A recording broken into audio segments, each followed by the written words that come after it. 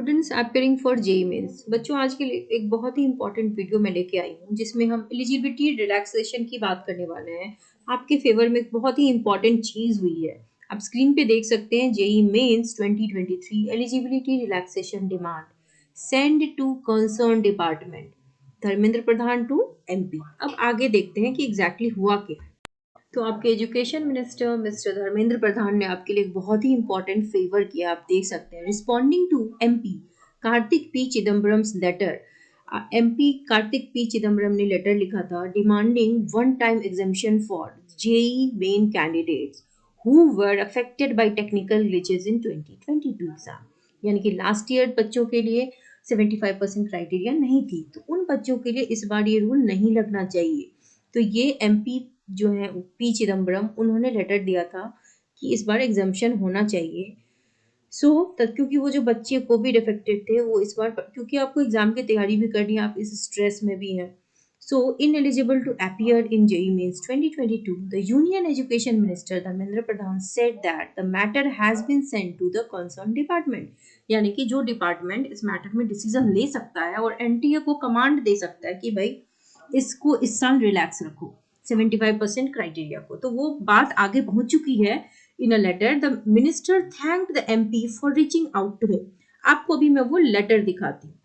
आप देख सकते हैं मिस्टर धर्मेंद्र प्रधान का साइन किया हुआ ये लेटर है जिसमें उन्होंने थैंक्स किया है श्री कार्तिक पी चिदम्बरम जी को कि thank you for your letter dated 2 दिसंबर को उन्होंने ये लेटर दिया था 15 दिसंबर 2022 regarding one time examination to relax. ये लेटर ऑफिशियली जा चुकी है कंसर्न डिपार्टमेंट को।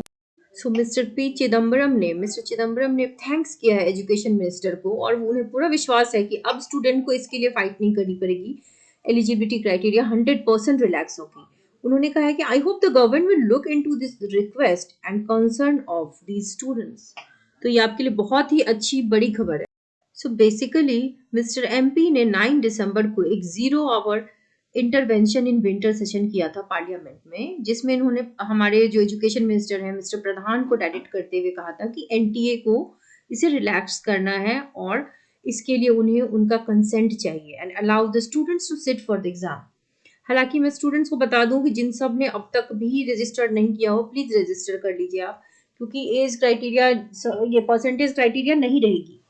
तो इस वजह से आप वैसे भी बैठने के लिए criteria is not required, admission के टाइम में होती है और केस भी चल रहा है हाई कोर्ट में।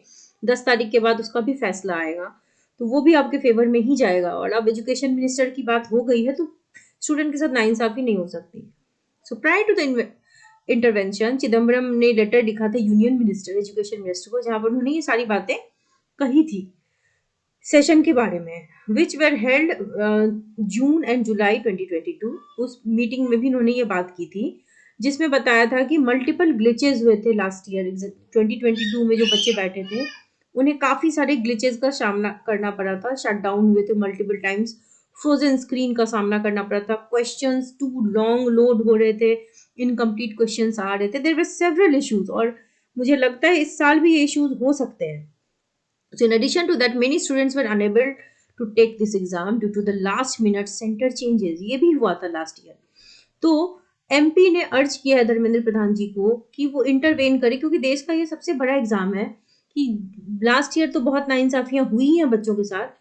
अगर आप फ्रेशर हो तो आपको नहीं भी अगर पता हो तो आप जान सकते हैं बच्चों से पूछ करके, सीनियर से, कि ह्यूज नंबर ऑफ स्टूडेंट्स ने प्रॉब्लम फेस किया था। Several candidates saw huge decrease in their score as well as percentile। ये भी हुआ था लास्ट ईयर। तो इस बार चांसेस कम है, पर कितने कम है ये हम नहीं जानते हैं, क्योंकि एनटीए पे ही सारी एग्जाम की जिम्मेदारी होती है। हालांकि one time examination of the eligibility criteria पे आप मान लीजिए कि 75% क्राइटेरिया अब हट चुकी है। आप बस इत्मीनान से अपनी पढ़ाई जारी रखिए। जो भी फर्दर अपडेट आएगी हाई कोर्ट के थ्रू या पार्लियामेंट के थ्रू आपको चैनल के माध्यम से दे दी जाएगी। So stay updated with the channel and do subscribe it. So all the very best to all students.